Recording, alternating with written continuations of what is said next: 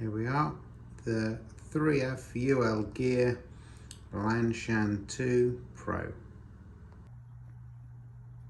So let's weigh the carbon poles I've got.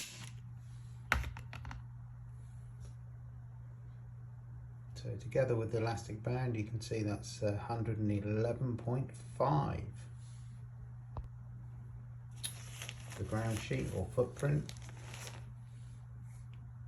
156.6.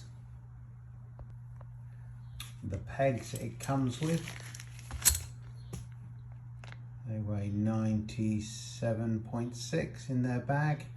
That also includes the two little patches of material and the extra guideline they give you.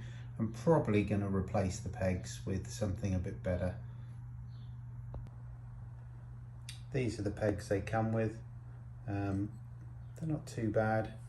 I'm not sure about that rounded edge there, whether I'll get away with that or not. Yeah, not sure on the quality yet. Might give them a go, but might get something a bit more substantial just in case. So all that's left is just the tent by itself with no pegs. Let's stick that on there. Okay, that's settled down. There we go, 939.3. All I've got to do now is set it up and seam seal the stitching.